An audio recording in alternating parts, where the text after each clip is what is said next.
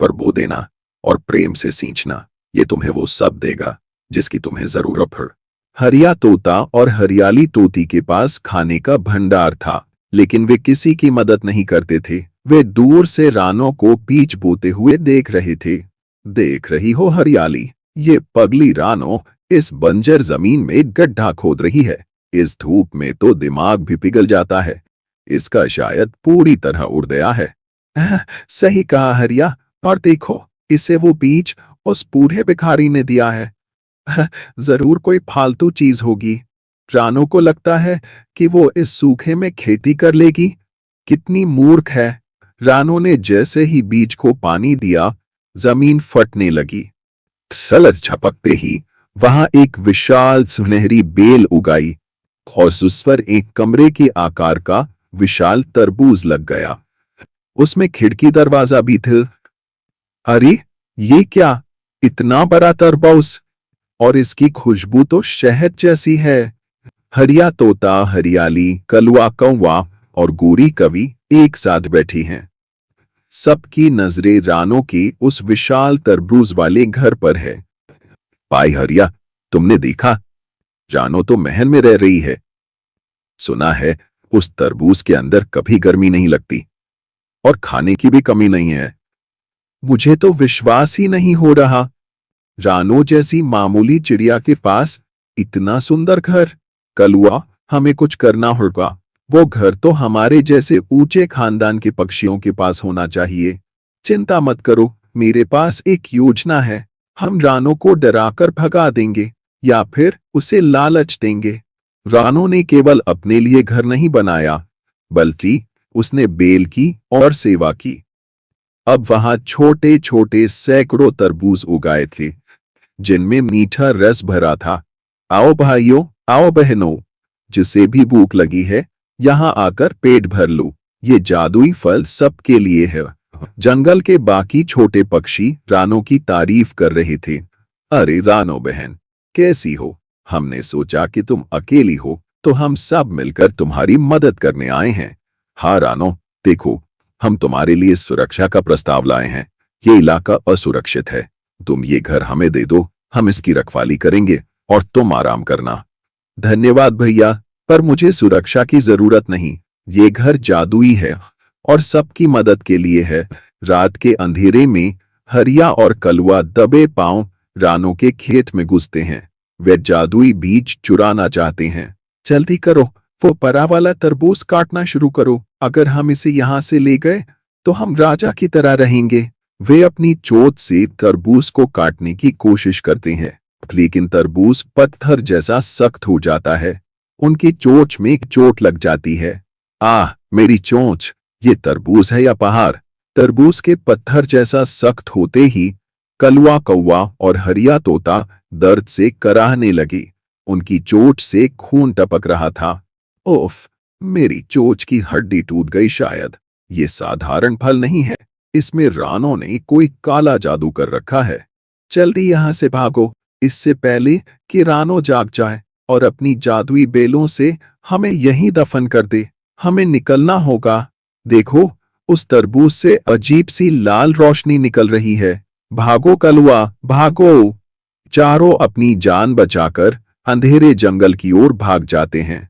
पीछे मुड़कर देखने की हिम्मत भी नहीं करते। भागते भागते चारों एक ऐसी गुफा के पास रुकते हैं जहां सूरज की रोशनी कभी नहीं पहुंचती। वहां खोखा उल्लू रहता है, जो अपनी बुरी विद्याओं के लिए बदनाम है। भाई हरिया, इस चोंच का बदला तो लेना होगा। रानो को उस तरबूज के घर से बाहर निकालना ही होगा। कोका महाराज, रक्षा करो! एक मामूली चिड़िया ने हम खानदानी पक्षियों का अपमान किया है। रानो चिड़िया, वह जादुई बीज मेरे गुरु का था, जिसे उस बूढ़े गौरैया ने चुराया था। अगर तुम मुझे वह बीज दिला दो तो मैं रानो को हमेशा के लिए पत्थर बना दूंगा। सुनो, रानो को बल से नहीं, छल से हराना होगा। ये लो, एक काली राख की पुड़िया। इसे रानो के खेत के चारों तरफ बिखेर दो। इससे वहां ऐसा जहरीला कोहरा छा जाएगा कि रानो को कुछ दिखाई नहीं देगा। और जब वो अंधी होकर पार आएगी तब कलुआ और हरिया उसे पकड़कर काली खाई में फेंक देंगे और वह जादुई तरबूज की चाबी, उसका जादुई घर और बीज मेरा होगा। ये हुई ना बात। रानो अब गई काम से।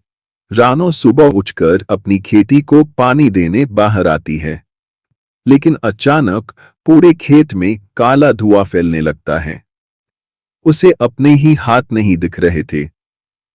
अरे, ये कैसा कोहरा है? इसमें तो कड़वी गंध आ रही है। मेरी फसल मुरझा रही है। कोई है? मदद करो। कोहरे के बीच से हरिया और कलुआ नकाब पहनकर रानो की ओर बढ़ते हैं। रानो बहन, डरो मत, हम राजा के सिपाही हैं। जंगल में आग लग गई है, जल्दी हमारे साथ आओ वरना तुम जल जाओगी। सिपाही? पर आपकी आवाज तो कलुआ भाई जैसी लग रही है। बहस मत करो रानो, जल्दी बाहर निकलो। देखो तुम्हारा तरबूज का घर भी काला पड़ रहा है। रानो को धोखे से वे काली खाई के किनारे ले आते हैं। जैसे ही कोहरा थोड़ा छटा, रानो ने देखा कि वह गहरी खाई के मुहाने पर खड़ी है और सामने हरिया और कलुआ और खोखा उल्लू शैतानी हंसी हंस रहे हैं। तो ये आप लोगों की चाल थी? मैंने हमेशा आप सबको अपना परिवार समझा। परिवार? हमें तो बस वो जादुई तरबूज चाहिए। अब कूदो इस खाई में। तब रानो अपने गले में लटका जादुई बीज का लॉकेट निकालती है। जैसे ही रानो ने लॉकेट को छुआ, आसमान से तेज बिजली कड़की। वो काली राख वापस उड़कर हरिया, कलुआ और उनके साथियों पर गिरने लगी। नहीं, यह जादुई राख वापस आ रही है, भागो। जो कोहरा रानो को अंधा करने के लिए था, उसने उन चारों को ही घेर लिया। वे आपस में टकराने लगी और गिरते पड़ते कीचड़ के एक गंदे तालाब में जा गिरे। कोहरा साफ हो गया। रानो का घर पहले से भी ज्यादा चमकने लगा। हरिया और कलुआ की टोली अब कीचड़ में सनी हुई बदबू मार रही थी। लालच का कोहरा थोड़े समय के लिए आंखों पर पर्दा डाल सकता है, लेकिन सच्चाई का सूरज उसे हमेशा के लिए मिटा देता है। हमें माफ कर दो रानो, अब हम कभी इस जंगल में वापस नहीं आएंगे। रानो ने उन्हें माफ तो कर दिया, लेकिन उन्हें हमेशा के लिए जंगल के उस कोने में रहने की सजा दी जहां सिर्फ करवे नीम के पेड़ उगते थे। रानो और बाकी पक्षी अब सुख से अपनी जादुई तरबूज के घर में रहने लगे।